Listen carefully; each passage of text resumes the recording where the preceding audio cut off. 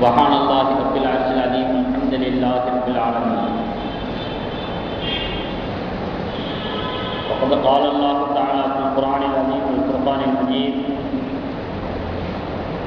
الحج أشهر معلومات فمن فرض فيهن الحج فلا رفث ولا فسوق ولا جدال في الحج وما تفعلوا من خير يعلمه الله إلى آخر الآية. صدق الله العظيم.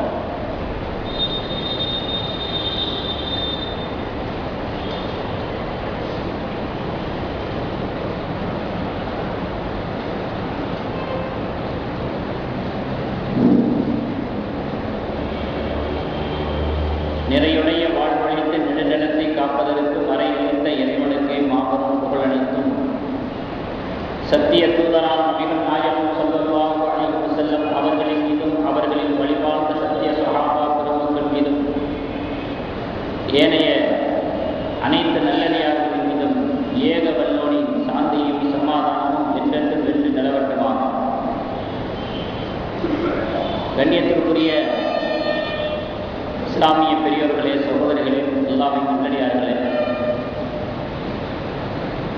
ஹஜ்ஜுடைய பிரதான நாட்கள் நம்மை எதிர்நோக்கி கொண்டிருக்கிறது. அந்த நாட்களை எதிர்நோக்கக்கூடியவர்களாக நாம் இருந்து கொண்டிருக்கக்கூடிய வேளையிலே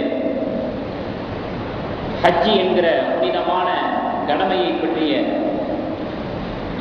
ஹதீஸ்களில் வந்திருக்கக்கூடிய சிறப்புகள், முக்கியத்துவத்தை எடுத்து காட்டக்கூடிய ஹதீஸ்கள், இவைகளை பற்றி நாம் அறிந்து கொள்வது நம் மீது அவசியமானதாக இருக்கிறது. ஹஜ்ஜை பற்றிய, அதனுடைய கடமையை பற்றிய, அந்த கடமை ஆகுவதனுடைய காலத்தை பற்றிய தவறான நம்முடைய எண்ணங்களையும் சரி செய்து கொள்வது நம் மீது கடமையாக இருக்கிறது. ஆரம்பமாக அல்லாஹ் தஆலா திருமறையிலே அதை பற்றி சொல்லக்கூடிய வசனம் என்னவென்றால், பக்ரா சூராவிலே 197வது வசனத்திலே அல்லாஹ் சொல்கிறான்: அல் ஹஜ்ஜு அஷ்ஹுருன் மஅலூமாத், காலம் குறிப்பிடப்பட்ட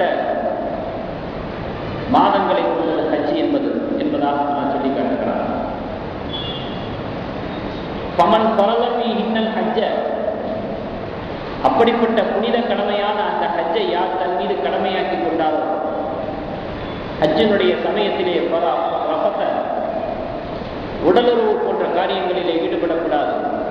வலா ஃபுசூக, தவறான வார்த்தை பிரயோகம் செய்யக்கூடாது, கெட்ட வார்த்தைகளை யூஸ் பண்ணக்கூடாது. வலா ஜிதால, வீணான தர்க்கங்களில் ஈடுபடக்கூடாது. ஹஜ்ஜினுடைய சமயத்திலே இவைகள் எல்லாம் தவித்துக் கொள்ள வேண்டும். இது போக வமா தஃஅலூ மின் கைரி, நலவான காரியங்களில் நீங்கள் எதை செய்த போதிலும் சரி, யஅலமுல்லாஹ், அல்லாஹ் அதை நன்கு அறியக்கூடியவனாக இருக்கிறார் என்று அல்லாஹ் தஆலா தன்னுடைய அருள்மறையாம் திருக்குர்ஆனுடைய இந்த வசனத்திலே சொல்லி காட்டுகிறார்.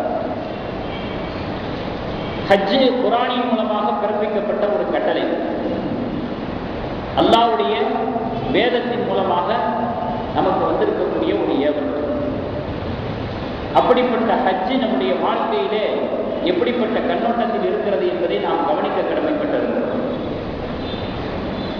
சிறுவர்களுடைய விஷயத்தில் கூட நபிகள் நாயகம் ஸல்லல்லாஹு அலைஹி வஸல்லம் அவர்கள் ஹஜ்ஜை பற்றி ஒரு விளக்கம் சொல்லியிருக்கிறார். ஒரு தடவை நபி ஸல்லல்லாஹு அலைஹி வஸல்லம் அவர்கள் பிரயாண கூட்டத்திலே சம்பாஷணை செய்து கொண்டிருக்கிறார். சில கேள்வி பதில்கள் நடந்து கொண்டிருக்கிறது,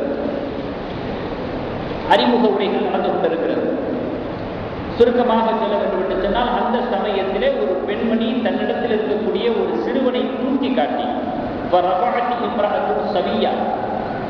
ஒரு சிறுவனை ஒரு பெண்மணி உயர்த்தி காட்டி, அந்த பெண்மணி கேட்டார்கள், அலி ஹாதா ஹஜ், இந்த சிறுவருக்கு ஹஜ் இருக்குதா அப்படின்னு சொல்லி அந்த அம்மையார் கேட்கிறாங்க. கால நபி ஸல்லல்லாஹு அலைஹி வஸல்லம் அவர்கள் சொன்னாங்க, நஅம், ஆமா இருக்கு, வல்லகி அஜ்ரு, ஆனால் அதனுடைய கூலி உனக்கு இருக்குது அப்படின்னு சொன்னாங்க. நம்முடைய பிள்ளைகளை ஹஜ் செய்ய வச்சா அவர்களுக்கு அந்த ஹஜ் கூடுமானது தான், அனுமதிக்கப்பட்டது தான், வரவேற்கத்தக்கது தான். அதனுடைய சவாபு யார் அந்த சிறுவர்களை பிள்ளைகளை ஹஜ் செய்ய வைக்கிறார்களோ அவங்களுக்கு அந்த நன்மை கிடைக்கும் என்பது சிறுவர்களை முஸ்லிம் ஷரீஃபில் பதிவு செய்யப்பட்ட ஹதீஸை நாம் பார்க்கிறோம். ஹஜ்ஜுடைய விஷயத்துல பெண்களோட சம்பந்தப்பட்ட நிலைப்பாடு என்ன, அதை பற்றி நபி ஸல்லல்லாஹு அலைஹி வஸல்லம் என்ன சொல்லியிருக்கிறாங்க அப்படின்னு பார்க்கும்பொழுது புகாரில அந்த ஹதீஸ் வருகிறது. ஆயிஷா ரலியல்லாஹு அன்ஹா அவர்களை அறிவிக்கிறாங்க. நபி ஸல்லல்லாஹு அலைஹி வஸல்லம் கேட்கிறாங்க, யா ரசூலல்லாஹ், அல்லாஹ்வுடைய தூதரே, நரல் ஜிஹாத அஃலல் அமலி, அறவழியிலே போரிடுவது, இறை வழியிலே போராடுவதை சிறப்பானதாக, அமல்களிலேயே மிக சிறப்பானதாக நாங்கள் பார்க்கிறோம். ஜிஹாதை, இறைவழி போரை அமல்களில் சிறப்பானதாக நாங்கள் பார்க்கிறோம். அப்பலா முஜாஹிது, அப்படிப்பட்ட அறப்போரிலே, இறைவழி போரிலே நாங்களும் பங்கு பெற முடியுமா, நாங்களும் ஈடுபட முடியுமா? பெண்களாகிய எங்களுக்கும் அதன் மீதான ஆர்வம் இருக்கின்ற காரணத்தினாலே ஈடுபடுவதற்கு அனுமதி இருக்கிறதா என்று ஆயிஷா ரலியல்லாஹு அன்ஹா அவர்கள் கேட்கிறாங்க. வகால நபி ஸல்லல்லாஹு அலைஹி வஸல்லம் சொன்னாங்க, லாகின் அஃதலுல் ஜிஹாதி ஹஜ்ஜுன் மப்ரூர், உங்களை பொறுத்தளவுல இறைவழியில போராடுவது என்பது ஒப்புக்கொள்ளப்பட்ட ஹஜ்ஜாக இருக்கிறது. அதனுடைய சம அளவிலே அதுக்கு இணையாக உங்களுடைய ஹஜ் இருக்கிறது என்பதாக பெருமானார் ஸல்லல்லாஹு அலைஹி வஸல்லம் சொல்றாங்க. பெண்களுடைய விஷயத்துல பார்க்கும் பொழுது எவ்வளவு பெரிய உயர்வான அமலாக ஹஜ் இருக்குது அப்படின்னு சொன்னா, இறை வழியில போர் செய்யறதுடைய ஸ்தானத்தில் இருக்கு. அப்படி பல பல பல ஹதீஸ்கள், நிறைய ஹதீஸ்கள் ஹஜ்ஜை பற்றி விவரமாக விளக்கமாக நமக்கு பல விஷயங்களை உணர்த்தி காட்டியிருக்கிறது. இன்னும் அதனுடைய சிறப்பை பற்றி நபி ஸல்லல்லாஹு அலைஹி வஸல்லம் சொல்றாங்க. புகாரில இன்னொரு ஹதீஸ், அபூ ஹுரைரா ரலியல்லாஹு அன்ஹு அவர்கள் அறிவிக்கிறாங்க, ஐயுல் அஅமாலி அஃதலு, நபி ஸல்லல்லாஹு அலைஹி வஸல்லம் கேட்கிறாங்க, அமல்களிலேயே மிக சிறப்பானது எது அப்படின்னு கேட்கிறாங்க. நபி ஸல்லல்லாஹு அலைஹி வஸல்லம் சொல்றாங்க, ஈமானு பில்லாஹ் வ ரசூலிஹி, அல்லாஹ் ரசூலை நம்பிக்கை கொள்வது அப்படிங்கிறாங்க. தெரியல உண்மைமாறா மறுபடியும் கேட்கப்பட்டுச்சு, அதுக்கு பிறகு என்ன, அல்லாஹ்வையும் ரசூலையும் நம்பிக்கை கொண்டதுக்கு பிறகு அமல்களில் சிறந்தது எது? நபி ஸல்லல்லாஹு அலைஹி வஸல்லம் சொன்னாங்க, அல் ஜிஹாது ஃபீ சபீலில்லாஹ், அல்லாஹ்வுடைய பாதையில போரிடுவது. அல்லாஹ்வுடைய பாதையில அப்படின்னு சொன்னா அநியாயங்களுக்கு எதிராக குரல் கொடுக்கிறது, தேவைப்பட்ட வாழத்துக்கிறது. எங்கெங்கெல்லாம் அநியாயங்கள், அட்டகாசங்கள், அக்கிரமங்கள் நடக்கிறதோ, எங்கெங்கெல்லாம் அநியாயங்கள் தலை தூக்குகிறதோ அதற்கு எதிராக போரிடுவது. அப்படிப்பட்ட ஒரு போராளியாக இருப்பது ஒரு சிறந்த அமலாக இருக்கிறது அப்படின்னு சொன்னாங்க. சும்மா மாறா அதுக்கு பிறகு என்ன, அதுக்கு பிறகு அமல்களில் சிறந்த ஸ்தானத்தில் இருக்கிறது என்ன அப்படின்னு கேட்கும்போது, ஹஜ்ஜின் மப்ரூர், ஒப்புக்கொள்ளப்பட்ட ஹஜ்ஜை என்று சொன்னாங்க. கவனிக்க வேண்டிய விஷயம் பாருங்க, அல்லாஹ் ரசூலை நம்பிக்கை கொண்டதற்கு பிறகு இறை வழியில் போராடுறது, அதுக்கு பிறகு ஹஜ். எவ்வளவு பெரிய ஒரு உயர்ந்த ஒரு அமல், ஃபர்ஸ்ட் ரெண்டு. அதுக்கு அடுத்து மூணாவது இடத்துல இது இருக்குது அப்படின்னு சொன்னா, ரொம்ப அழகான முறையில் இதனுடைய சிறப்பை சிலாகித்து பெருமானார் ஸல்லல்லாஹு அலைஹி வஸல்லம் அவர்கள் நமக்கு சொல்லி வைத்திருக்கிறார்.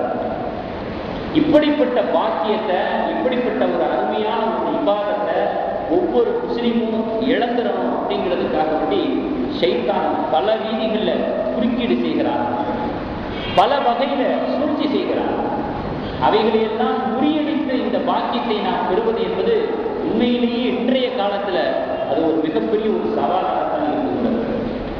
சுருக்கமாக சொல்ல வேண்டும் என்று சொன்னால், ஹஜ்ஜுங்கிற இந்த பாக்கியத்தை இழந்து போகக்கூடிய அளவில் ஆபத்துக்களாக விஸ்வரூபம் எடுத்து இருக்கக்கூடிய பிரதான விஷயங்கள் என்னவென்று சொன்னால், முதலாவது உடல்நல குறைவு ஏற்படுகிறது.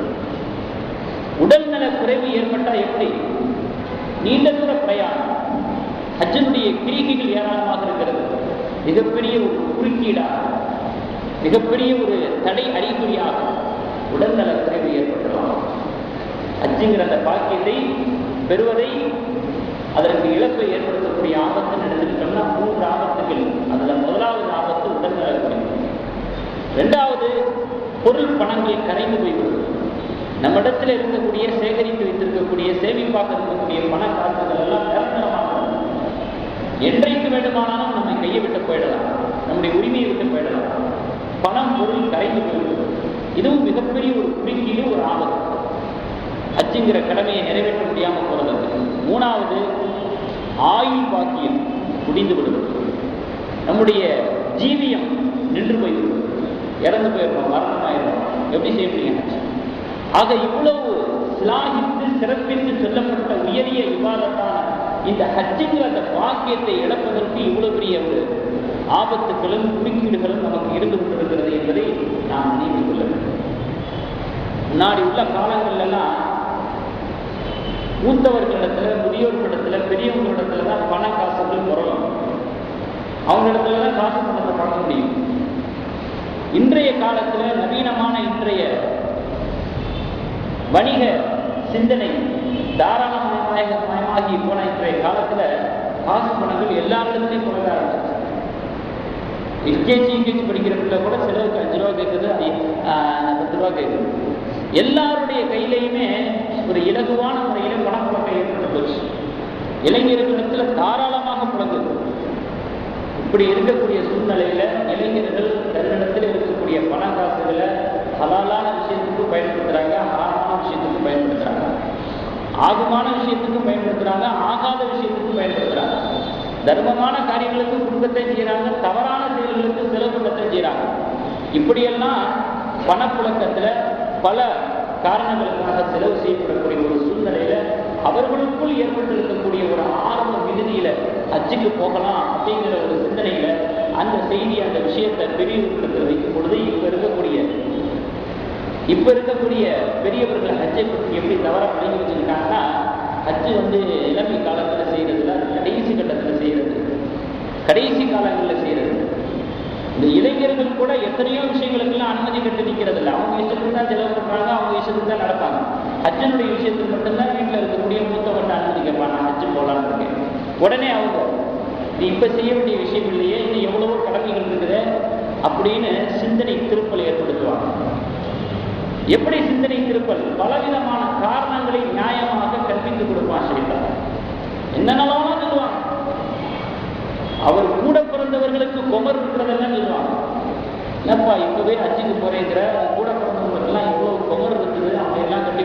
அவர் கூட பிறந்த குமர்கள் இல்லை, அவர் கூட பிறந்தவர்களுக்கு அக்காவோ அண்ணனோ தம்பியோ அவங்களுக்கு குமர் இருக்கிறதெல்லாம் நினைவுபடுத்துவாங்க. அவங்களுக்கெல்லாம் குமர் இருக்குது, அவங்களுடைய பிள்ளைகளுக்கெல்லாம் சுதன் கல்யாணம் பண்ண வேண்டி இருக்குது. ஏன்னா இப்ப கிராண்டா பண்றாங்க இல்லையா, மண்டபம் பிடிச்சு. சுண்ணத்துக்கு மாற்றமா சுண்ணத்து, சுண்ணத்துக்கு மாற்றமா சுண்ணத்து. அவங்கள சுதன் கல்யாணம் பண்ண வேண்டி இருக்குது. ஒவ்வொருத்தவங்களுக்கு தொழில் அமைச்சு கொடுக்க வேண்டி இருக்குது. அவங்க தனித்தனி கொடுத்தன போனதா இருந்தால் தனித்தனி வீடு கட்ட வேண்டிய ஒரு பொருளாதார தேவை இருக்குது. இப்படி எவ்வளவோ விஷயங்கள் கடமைகள் இருக்கும் பொழுது இப்ப இன்னொரு வயசாகி போச்சுன்னு இப்ப நீ ஹஜ்ஜுக்கு போறேன்னு இருக்கிற அப்படின்னு ஒரு அதட்டல், மிரட்டல், அழுத்தம், அதுல ஆர்வம் அப்படின்னு கூட்டி போய் காணாம போயிடுது. இப்படியான ஹஜ்ஜை பற்றி ஒரு தவறான சிந்தனைகள் இருப்பதை நாம் பார்த்து கொண்டிருக்கிறோம். ஒன்று இந்த ரீதியில சைத்தான் எடுக்கிறது, பெரியவர்களுடைய அழுத்தத்துல. இல்லைன்னா அப்படி ஒரு நிலை அவருக்கு இல்லைன்னா தன்னளவில் சில சிந்தனைகளை நினைச்சு கொள்றது. ஹஜ்ஜுக்கு போகலாம் அப்படிங்கிற ஒரு எண்ணம் ஏற்பட்டதற்கு பிறகு அவருக்குள் ஏற்படக்கூடிய ஷைத்தானால் போடப்படக்கூடிய சில எண்ணங்கள் என்ன அப்படின்னு சொன்னா, ஹஜ்ஜுக்கு போகலாம் தான், ஆனால் இப்ப இருக்கக்கூடிய சூழ்நிலையில காசு அதிகமாகுது, லட்சத்தை தாண்டுது, இருக்கும் அந்த அளவுக்கு செலவு பண்றதுக்கு பணம் இருந்தாலும் கூட ஒரு மலப்பு, இவ்வளவு பணம் செலவாகுமே, லட்சத்தை தாண்டுது என்பதாக போகலாம் தான் ரொம்ப செலவாகுது அப்படிங்கிற ஒரு காரணம் அழகாக்கப்படுகிறது. இல்லை நான் போயிட்டேன்னா என்னுடைய குடும்பத்தை, என்னுடைய மனைவி பிள்ளைகளை யார் பார்த்துக்கிறது, யார் கவனிக்கிறது? நான் இருந்தால் தானே பிள்ளைகளுக்கு செய்ய வேண்டியதையெல்லாம் நான் செய்ய முடியும், மனைவிக்கு செய்ய வேண்டியதை நான் செய்ய முடியும். அப்போன்னு விட்டுட்டு போனால் என் குடும்பத்தை யார் பார்த்துக்கிறது? அவருடைய சூழலை கவனிச்சு இப்படி குடும்பத்தை காரணமாக வச்சு சிந்திக்கிறது. நான் திடீர்னு ஹஜ்ஜுக்கு போயிட்டேன்னா நான் விட்டது தொட்டதெல்லாம் அப்படியே தேங்கி கிடக்குமே, அதையெல்லாம் நான் தானே சரிப்படுத்தணும், முறைப்படுத்தணும், அதெல்லாம் யார் வந்து சரிப்படுத்துவா, ஈடுபடுத்துவா அப்படிங்கிற ஒரு காரணம். அல்லது இவ்வளவு சின்ன வயசுலேயே நம்ம ஹஜ்ஜுக்கு போயிட்டோம் அப்படின்னு சொன்னால் நம்மளை எல்லாரும் ஹாஜியார்னு சொல்லுவாங்க. இவ்வளவு சின்ன வயசுலேயே நம்மளை எல்லாரும் ஹாஜியார்னு சொல்லுவாங்க. இப்போ ஹாஜியார்னு சொல்லுவாங்கிறதுக்கு தகுந்த மாதிரி நம்ம பக்குவமாக நடத்துக்கிறணும், பதனமாக நடத்துக்கிறணும். அது நம்மளால முடியுமா? எப்படி எல்லா சிந்தனைகளை இது சும்மா ஒரு மாயையா நான் பேசுறேன், இல்லாத விஷயத்தை சொல்லலை, இருக்கக்கூடிய நம்ம நடைமுறையில பார்க்கக்கூடிய விஷயங்கள் தான் இது. இப்படி சின்ன வயசுலேயே ஹஜ்ஜுக்கு போயிட்டு வந்துட்டாங்க. இன்னும் சில பேர் நண்பர்கள் நையாட்டி பண்ணுவாங்களே, நண்பர்கள் கேலி பேசுவாங்களே அப்படிங்கிறத கூட ஒரு காரணமாக வச்சு போகாமல் இருக்கிறவங்க கூட எத்தனை பேர். இன்னும் சில பேர் பார்த்தீங்கன்னா ஹஜ்ஜுக்கு போயிட்டோம் அப்படின்னு சொன்னால் நம்ம போயிட்டு வர்ற வரைக்கும் நம்முடைய தொழிலை யார் பார்த்துக்கிறது? நம்ம இருக்கும்போதே இவ்வளவு ஏமாற்றுதல்கள், எவ்வளவோ விதமான விரும்பத்தகாத செயல்களும் தொழிலில் நடக்குது, பிசினஸில் நடக்குது. இப்போ நம்ம ஹஜ்ஜுக்கு போயிட்டு வந்துட்டோம்னா தொழிலில் தவறுக்கு நடந்துருச்சுன்னா, வருமானத்தில் ஏதாவது அடி ஏற்பட்டுச்சுன்னா, அந்த கேப்பில் அந்த இடைப்பட்ட நீண்ட நாட்களில் என்பதாக ஒரு சிந்தனை, அல்லது நம்ம பண்ணிக்கிட்டு இருக்கிற தொழில் வந்து இஸ்லாத்தில் ஆகாத தொழில், தவறான தொழில், தொழிலில் எவ்வளவோ முன்ன பின்ன இருக்குது. இதோட போய் நம்ம ஹஜ்ஜு செஞ்சுட்டு வந்து நம்ம என்னத்தை நன்மை சம்பாதிக்க போகிறோம்? என்ன நம்முடைய கடமை நிறைவேற போது? நம்ம பண்ணுற தொழிலை இஸ்லாத்துக்கு ஆகாத தொழில் என்பதாகவும் நினைச்சுக்கிட்டு இப்படியாக பலதரப்பட்ட காரணங்களை உள்ளத்தில் சைத்தான் போடுவோம். இதை மையமாக வச்சு ஹஜ்ஜுக்கு போறத நாள் கடத்திக்கிட்டே வந்தோம்னா ஒரு கால் கடைசி வரைக்கும் அது செய்ய முடியாது. அடிக்கடி ஒரு உதாரணம் சொல்லுவேன். கடல்ல குளிக்க போறவன் அலை அடிக்குதேன்னு குளிக்காம நின்றுக்கிட்டு இருந்தான்னு வச்சுக்கோங்களேன், அலை நிற்க போறதும் இல்லை, இவன் குளிக்க போறதும் இல்லை. என்னைக்கு அலை நிற்கிறது, இவன் என்னைக்கு குளிக்கிறது? வாழ்க்கையில பலதரப்பட்ட ஜோலிகள், வேலைகள் எல்லாம் இருந்து கொண்டே தான் இருக்கும். இல்லாமலாம் யாரும் இல்லை. அதை காரணம் கூற முற்பட்டோம் என்று சொன்னால் புனித கடமையை இழந்தவர்களாக நாம் ஆகிறோம். அன்றாட வாழ்க்கையிலே பார்த்தீங்கன்னா தான் ஒரு பிஸியாக எந்த சமயத்தில் அவர் நினைச்சுக்கிறார் தெரியுங்களா? இந்த சமயம் நான் சொன்னது வந்து இந்த சாப்பிடும் போது குளிக்கும் போது மட்டும்தான் தான் பெரிய பிஸியா இருக்கிறதா அவர் நினைச்சுக்கிறார். அவசர அவசரமா குளிக்கிறது, அவசர அவசரமா சாப்பிடுறது. மற்ற நேரங்கள் எல்லாம் பார்த்தீங்கன்னா எப்படி எப்படிலாம் கழியாது, அவருக்கே தெரியாது. அவர் இஷ்டத்துக்கு எப்படி எப்படிலாம் கழிப்பாரு. இந்த சாப்பிட்ற செயல், குளிக்கிறது, இந்த ரெண்டுல மட்டும்தான் தீவிரத்தை காட்டுவார். ஏன்னா அவர் பிஸியா இருக்கிறார். பலதரப்பட்ட ஜோலிகளுக்கு மத்தியில் அவருடைய நேரம் ரொம்ப குறுகிய நேரமாக இருக்குதுங்கிறத அந்த ரெண்டு செயலில் தான் அவர் காட்டுவார். அதே மாதிரி பார்த்தீங்கன்னா பொதுவாகவே பிஸி அப்படின்னு சொன்னால் ஒரு காரியத்தை அவசர அவசரமாக செய்கிறது, அறகுறையாக செய்கிறதுக்கு பிஸி கிடையாது. அது முதல்ல விளைவிக்கணும். நம்ம எல்லாரும் அப்படிதான் நினைச்சிட்டு இருக்கிறது. அவசர அவசரமாக செய்கிறது, அறகுறையாக செய்கிறது, அதை தொட்டு இதை தொட்டு அதை செய்யாமல் இதை செய்யாமல் கிடைக்கிற மூணாவது இதைத்தான் பிஸி நினைச்சிட்டு இருக்கிறோம். பிஸின்னு சொன்னாலே ஒரு காரியத்தை நிதானமாக செய்யணும், முழுமையாக செய்யணும், அதுதான் பிஸி. ஆனால் அந்த மாதிரி ஒரு எண்ணம் நமக்கு இல்லை. சரி, அது ஒரு தனி ஒரு விஷயம். இப்போ எப்படி நம்ம அன்றாட வாழ்க்கையில் இந்த சாப்பிட்றது, குடிக்கிறது, இந்த ரெண்டு செயலை மட்டும் எப்படி நம்ம தீவிரத்தை காட்டி ஒரு பதட்டத்தை காட்டி தான் ஒரு பிஸியாக இருக்கிறோங்கிறதாக நினைச்சுக்கிறோமோ, அதே மாதிரி பார்த்தீங்கன்னா இபாதத்துடைய விஷயத்தில் தொழுகை அப்படின்னு வந்துட்டாலோ, ஹஜ்ஜு அப்படின்னு வந்துட்டாலோ அப்பதான் அவருக்கே தெரியும் தான் பிஸியாக இருக்கிறோம் அப்படின்னு. ஹஜ்ஜுக்கு போகணும் அப்படிங்கிற அது ஒரு கடுமையை நிறைவேற்ற வேண்டி இருக்குது அப்படிங்கிறது என்ன வரும்பொழுதுன்னா அவருடைய அத்தனை வேலைகளையும் ஒரு சேர வரிசைப்படுத்தி செஞ்சா காட்டுவான். எப்படி இதையெல்லாம் நீ விட்டுட்டு போகலாம், இதெல்லாம் யார் பார்த்துக்குருவா, என்ன பொறுப்பு இல்லாமல் சிந்திச்சுக்கிட்டு இருக்கிற நீ, இப்படிலாம் போகலாமா, என்ன ஆகும் போயிட்டு வர்றதுக்குள்ள பலதரப்பட்ட ஜோலிகளையும் பலதரப்பட்ட பொறுப்புகளையும் வரிசைப்படுத்தி இவ்வளவு இருக்குது, நீ எப்படி போகிற அப்படின்னு அறிவுக்கு வேலை விடுவான். அவரும் உட்காந்து யோசிப்பார். ஆரம்பத்தில் கொஞ்சம் ஆர்வம் வரும். இதையெல்லாம் வரிசைப்படுத்தி காட்டினதுக்கு பிறகு சரி அடுத்த வருஷம் பார்த்துக்கலாம். இந்த மாதிரி சொல்றவங்க எத்தனை பேர்? சரி அடுத்த வருஷம் பார்த்துக்கலாம். இப்படியாக வருடங்களை கழிச்சுக்கிட்டே போனா நம்முடைய ஆயுள் பாக்கியத்துக்கு உத்தரவாதம் கொடுக்கிறது யார்? சரி, திடீர்னு நம்முடைய தொழிலை விரிவுபடுத்த வேண்டியிருக்கிறது, நம்முடைய பிசினஸை விரிவுபடுத்த வேண்டியிருக்கிறது.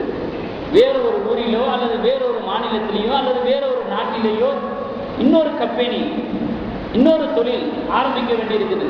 இப்போ அதுக்காக வேண்டி நம்ம நாட்டில் ஒதுக்க மாட்டோமா, மாதங்களை ஒதுக்க மாட்டோமா, அதற்காக வேண்டி நம்முடைய பொருளாதாரத்தை ஒதுக்க மாட்டோமா? அப்போ எல்லாம் இந்த மாதிரி குறுக்கீடு சிந்தனைகள் வராது, ஆர்வம் தான் வரும் அதை செய்யறதுக்கு. அதை செய்யறதுக்கு அதுலேயும் அவர் ஃபேமிலியை கூட விட்டுட்டு போவார். அப்போ கூட இந்த குறுக்கீடு சிந்தனைகள்லாம் வராது. சரி, அதே வேண்டாம் இருக்கணும், நோய்வாய்ப்பட்டு போய் கிடக்கிறோம், பெட் ரெஸ்ட் எடுக்கணும்னு டாக்டர் சொல்றாரு, அல்லது ஆக்சிடென்ட் ஆகிடுது, அல்லா பார்த்தோன்னா ஏதாவது ஒரு விபத்து ஏற்படுறது, பெட் ரெஸ்ட் எடுக்கணும் அப்படின்னு சொல்றாங்க, பெட்லேயே இருக்கணும் அப்படின்னு டாக்டர் சொல்றாங்க. அதுக்கு சில மாதங்கள் 3 மாசமோ 6 மாசமோ ஆகுது. இதாவது 40 நாள், இந்த அச்சுடைய காலம் இல்லை, 40 நாள் இருந்தது. நம்ம போறது எல்லாத்தையும் முழுமையாக செஞ்சுட்டு வரணுங்கிற காண்டி ஒரு நிர்ணயிக்கப்பட்டதான் 40 நாள். 3 மாசம் 4 மாசம் 5 மாசம் ரெஸ்டா இருந்துதான் ஆகணும் அப்படின்னு சொல்றாங்களே, அப்பெல்லாம் நம்முடைய பிசினஸை யார் பார்த்துக்கிறது? அப்பெல்லாம் நம்முடைய குடும்பத்தை யார் பார்த்துக்கிறது? படுத்த படுக்கையில் என்னத்தை நம்ம பார்த்துக்க முடியும்? சரி, நம்ம வேலை பார்க்கக்கூடிய கம்பெனிலேயே கம்பெனியினுடைய வளர்ச்சிக்காக, அவர் ஜாப்ல இருக்கக்கூடிய அந்த கம்பெனியினுடைய வளர்ச்சிக்காக ஏதாவது ஒரு நாட்டுக்கே போக சொல்றாங்க. கம்பெனியினுடைய செலவுலேயே அல்லது வேறொரு மாநிலத்துக்கு போய் சொல்றாங்க, 1 மாசமோ 2 மாசமோ போக மாட்டோமா? அப்போ மட்டும் ஆர்வம் வருது, அப்போ மட்டும் நம்முடைய ஃபேமிலியை பார்த்துக்கிறது. இப்படியாக சிந்திச்சு பார்க்கும் பொழுது ஷைத்தானால திட்டமிடப்பட்ட ஒரு சதி சூழ்ச்சி. ஒவ்வொரு வருடமும் ஹஜ் செய்வதற்கான ஆரோக்கியம் இருந்தும் கூட, பொருளாதாரம் இருந்தும் கூட, வெறுமனே ஒவ்வொரு வருடமும் கடமை நிறைவேற்றப்படாத வருடமாக கழிந்து கொண்டிருக்கிறது என்று சொன்னால் அங்கே ஏதோ சரி இருக்கிறது, ஷைத்தானால் பின்னப்பட்ட ஏதோ ஒரு முடிச்சிருக்கிறது, சூழ்ச்சி இருக்கிறது என்பதாகத்தான் நாம் விளங்க வேண்டும் என்று பெருமானார் ஸல்லல்லாஹு அலைஹி வஸல்லம் மட்டும் சொல்லித்தராங்க. அதைத்தான் நம்ம விளங்கணும். இது ஏதோ நம்முடைய அறிவிலையும் திறமையிலையும் நம்ம யோசிச்சு ஏதோ ஒரு கருத்து சொல்லணும், தத்துவம் சொல்லணும் அப்படிங்கிறதுக்காக இது சொல்லப்பட்ட விஷயம் அல்ல. வீட்டில் இருக்கக்கூடிய மூத்தவங்க மூலமாக அறியாமையின் காரணத்தினால என்ன இந்த வயசுல போற ஹஜ்ஜுக்கு எவ்வளவோ விஷயங்கள் இருக்கா அப்படின்னு தடுக்கப்பட்டாலும் சரி, அழுத்தம் கொடுக்கப்பட்டாலும் சரி, அல்லது இவர் அளவில் ஏதோ சிந்தனைகளை நினைச்சுக்கிட்டு நம்ம இது முடிஞ்ச பிறகு பார்த்துக்கலாம், அது முடிஞ்ச பிறகு பார்த்துக்கலாம் அப்படின்னு நினைச்சா, எதை நினைச்சாலும் எந்த ஒரு குறுக்கீடு வந்தாலும் பெருமானார் ஸல்லல்லாஹு அலைஹி வஸல்லம் அவர்களுடைய ஒரு எச்சரிக்கையை பாருங்க. பொதுவான ஹஜ்ஜுக்கு மட்டும் இல்லை, எல்லா விஷயங்களுக்குமே நபி ஸல்லல்லாஹு அலைஹி வஸல்லம் சொன்ன ஒரு ஹதீஸை பாருங்க. நபி ஸல்லல்லாஹு அலைஹி வஸல்லம் சொல்றாங்க, இஹ்தனிம் ஹம்ஸன் கப்ல ஹம்ஸின், 5 விஷயங்கள் வருவதற்கு முன்பாக 5 விஷயங்களை கொள்ளை பொருளாக கருதி கொள்ளுங்கள், பயன்படுத்திக் கொள்ளுங்கள் அப்படின்னு சொல்லிட்டு சொல்றாங்க. ஷபாபக கபல ஹரமிக, முதுமைக்கு முன்பாக இளமையை பயன்படுத்திக் கொள்ளுங்கள். வசிஹதக கபல சகமிக, நோய்வாய்ப்படுவதற்கு முன்பாக ஆரோக்கியத்தை பயன்படுத்திக் கொள்ளுங்கள்.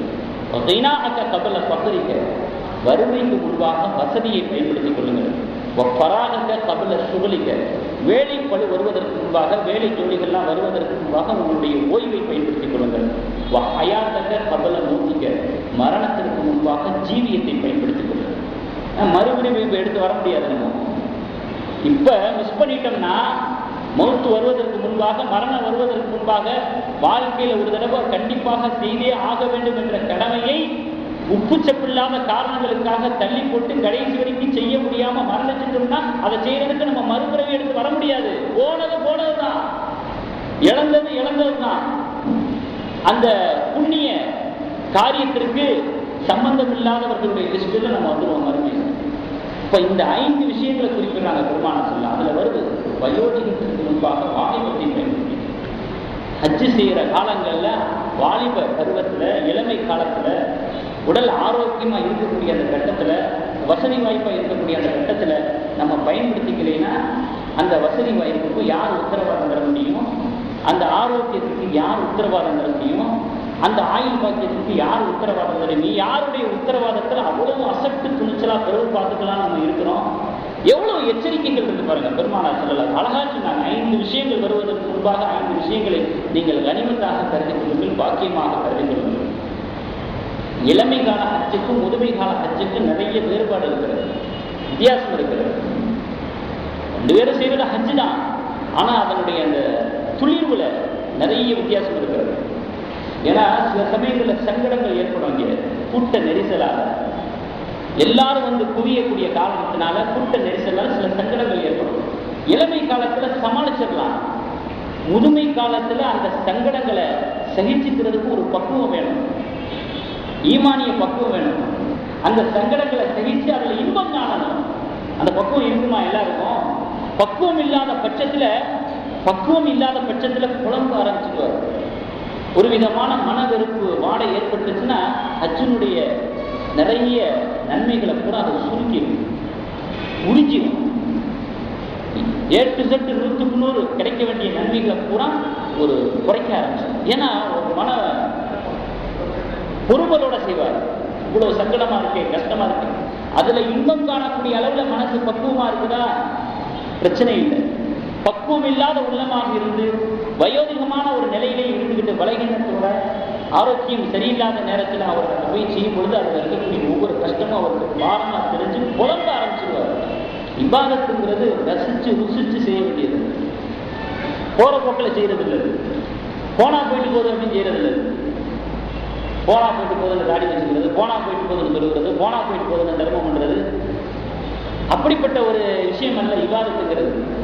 அதனுடைய ருசி அறிஞ்சு செய்யறது, ரசிச்சு செய்யறது, அதுல இன்பம் காண்றது, அந்த இபாதத்தை அல்லாஹ்வுக்கு வேணும். மற்றதெல்லாம் சக்க எல்லாம் நினைச்சிருந்தா நிர்பந்தப்படுத்தி வலுக்கட்டாயப்படுத்தி கூட இபாதத்தை வாங்கிடலாம். விரும்பல. ஓ மனம் விரும்பி எனக்கு வேணும், ஓ மன ரசிச்சு வேணும் எனக்கு, உன்னுடைய உறுப்புகள் இருந்து இபாதத்தை வெளிப்படணும். அதைத்தான் எல்லாம் விரும்புறேன். ஆகையினால இளமை காலத்துல ஒவ்வொன்றையும் ஆர்வமாக செய்யும். ஒரு விதமான ஒரு சங்கடத்தை சங்கடமாக நினைக்காம செய்வோம். சாதாரண சாப்பாடு விஷயத்துல கூட நமக்கு விரும்பிய சாப்பாடை சாப்பிடணுங்கிறாங்க. அழகா உருதுல சொல்லுவாங்க, ஜல்கே நகிக்கானா ஜலாகுவா நகிக்கானா ஜலாக்கே நகிக்கானா அப்படிம்பாங்க உருதுல. ஜல்கே நகிக்கானா அப்படின்னு சொன்னா தன் வயிறு எரிஞ்சு சாப்பிடக்கூடாது. தன் வயிறு எரிஞ்சுன்னா தனக்கு விருப்பம் இல்லாத உணவை சாப்பிடக்கூடாது. மருத்துவ ரீதியை பார்த்தா அஜீரண கோளாறு ஏற்படும். எந்த உணவு நமக்கு பிடிக்கலையோ மனம் ஒப்பலையோ அதை சாப்பிட்டா அது தேகம் ஜீரணமாகாது. மருத்துவ ரீதியான குறிப்பு.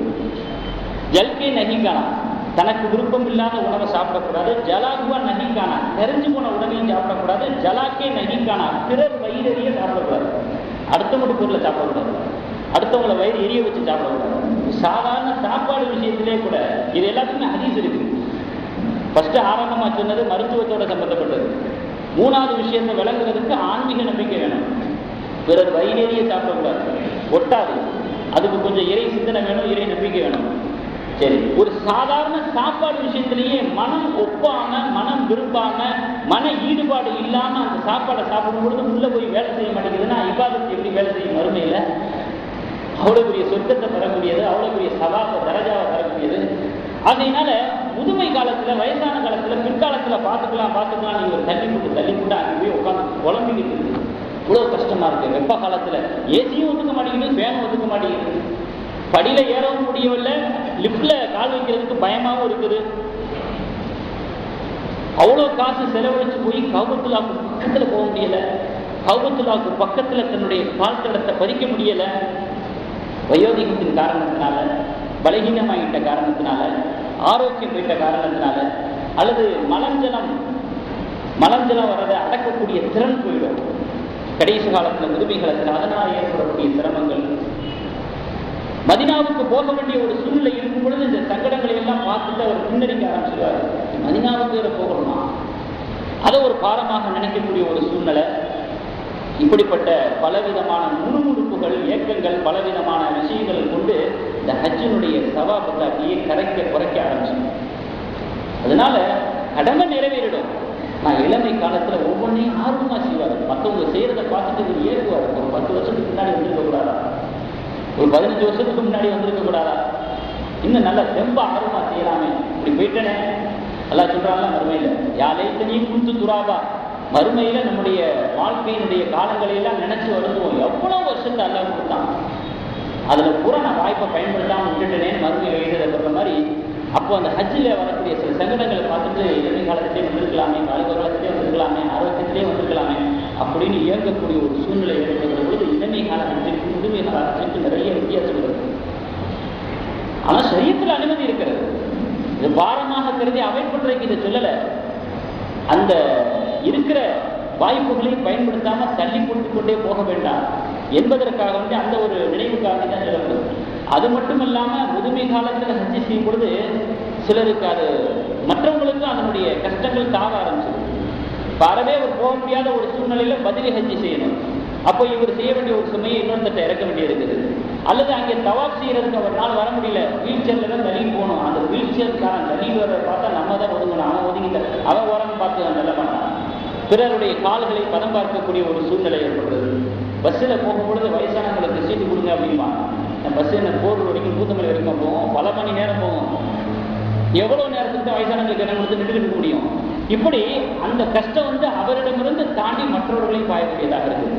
இது எல்லாத்தையும் கவனிச்சே பெருமானார் ஸல்லல்லாஹு அலைஹி வஸல்லம் பொதுவாகவே சொன்னார்கள். ஏன் வாலிபத்தை ஹஜ்ஜி செய்வதற்கான எல்லா விதமான ஆரோக்கியம் இருக்குது, வசதி இருக்குது, எல்லா ஏற்பாடுகள் இருக்குது, எல்லா கட்டுச்சாதனமும் இருக்குது, இருந்தும் தகுந்த காரணம் இல்லாமல் ஏன் தள்ளிப்படணும் என்கிற ஒரு வினா இந்த ஹதீஸிலே அடங்கியிருக்கிறது.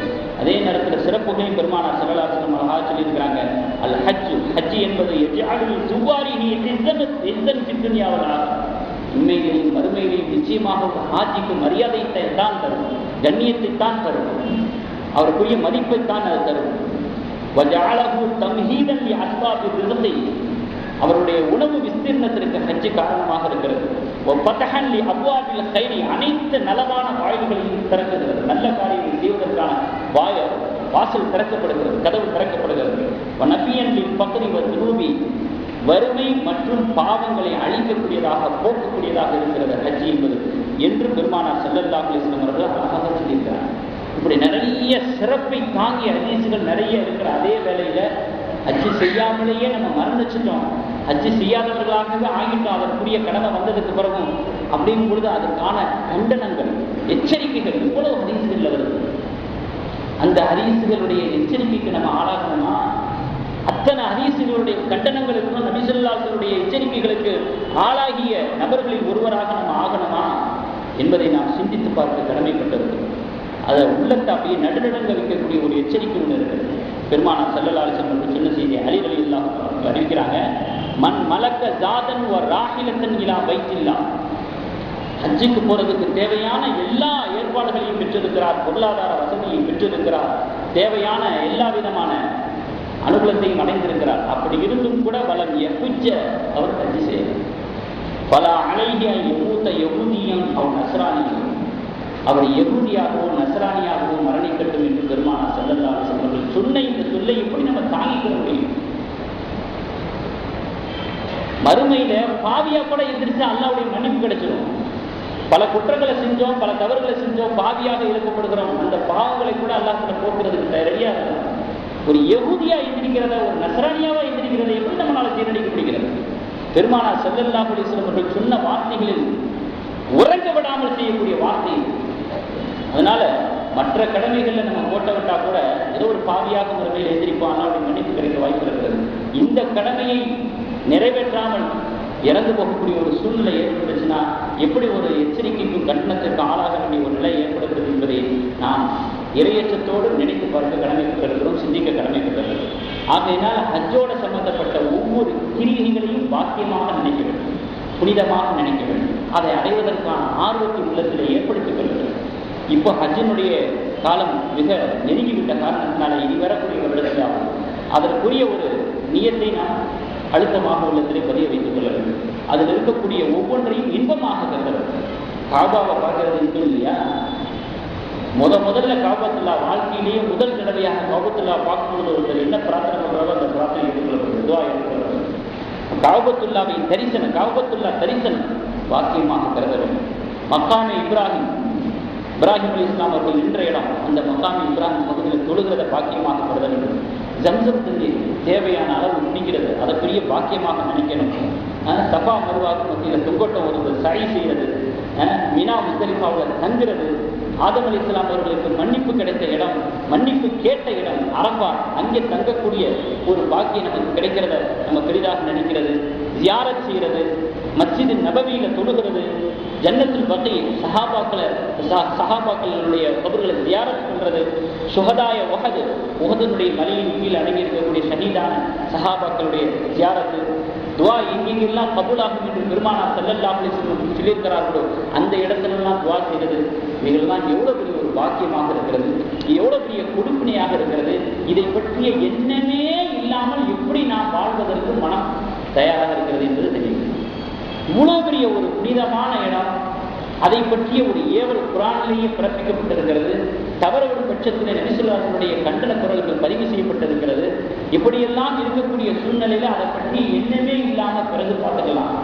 ஏதேதோ காரணங்களை நமக்குள்ளேயே நியாயமாக ஏற்படுத்தி கொண்டு நாம் தள்ளி போட்டுக் கொண்டே செல்வதற்கு எப்படி நம்முடைய ஒரு முஃமினுடைய உள்ளம் எப்படி அதற்கு தயாராக இருக்கிறது என்பது புரியாத புதிராக இருக்கிறது. ஆகவே இந்த ஹதீஸுகளுடைய உந்துதல், இந்த இறை வசனத்தினுடைய அல்லாஹ்ல ஒரு ஆயத்தில் சொல்லிட்டான், அப்படி நீங்க போகலைன்னா இப்ப இன்னல்லாஹ கனீன, அல்லாஹ் அதை உலகத்தாரை விட்டு தேவையற்றவனாக இருக்கிறான்னு சொல்லிட்டான். ஹஜ்ஜு கடமை, புனித கடமை, வாழ்க்கையில ஒரு தடவை செஞ்சே ஆகணும். இது இறை உத்தரவு, குர்ஆனே நேரடியாக உத்தரவு பிறப்பிக்கக்கூடிய ஒரு அமல் இது. அப்படி நீங்க போகல இப்ப இன்னல்லாஹ கனீன், அல்லாஹ் தஆலா உலகத்தாரை விட்டு தேவையற்றவனாக. நமக்கு தான் அதுதான் தேவை, அல்லாஹ்வுக்கு நம்ம தேவையில்லை.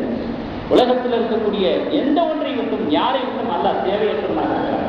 ஹஜ்ஜு செய்தால் அது நம்முடைய நன்மை, செய்யாவிட்டால் நம்முடைய தேவை விட்டும் அல்லாஹ்வுக்கு தேவை இல்லாதவனாக இருக்கிறார். ஆகையினால கண்ணியத்திற்குரியவர்களை நம்ம ஆழமாக நீர் வைத்துக் அவன் அதன் மீது அதனுடைய கடமை என் மீது இருக்கும் பட்சத்திலே நிச்சயமாக யாரெல்லாம் அந்த புனித கடமையை நிறைவேற்றாமல் என்னுடைய உயிரை பறித்து விடாதே என்று ஒவ்வொரு வேளையிலும் நாம் துவா செய்ய வேண்டும். நம்முடைய உள்ளம் அதை சதா நினைத்துக் கொண்டே இருக்க வேண்டும். அந்த நியத்திலே நம்முடைய உள்ளம் நனைந்து கொண்டே இருக்க வேண்டும். அப்படிப்பட்ட இங்கு இருக்கக்கூடிய வராத அத்தனை முஸ்லிம்களை அல்லாஹ்தஆலா ஹாஜிகளாக மனைவி செய்வானாக. அதற்குரிய எல்லா ஏற்பாடுகளையும் நமக்கு அல்லாஹ்தஆலா இலகுவாக்கி தருவானாக. அந்த புனித இடத்திலே ஆஜராகி எந்தெந்த இடங்களில் எந்தெந்த இபாதத்துக்கள் செய்தால் அபரிமிதமான கூலிகள் இருக்கிறது என்று பெருமானார் ஸல்லல்லாஹு அலைஹி வஸல்லம் அவர்களுடைய வாக்களிப்பை ஹதீஸ்களிலே கிரந்தங்களிலே பார்க்கிறோமோ அந்த வாக்களிப்புக்கு சொந்தக்காரர்களாக நாம் அனைவரும் ஆகுவதற்கு வல்ல ரஹ்மான் கிருபை செய்வானாக. இன்ஷா அல்லாஹ் வரக்கூடிய வெள்ளிக்கிழமையிலிருந்து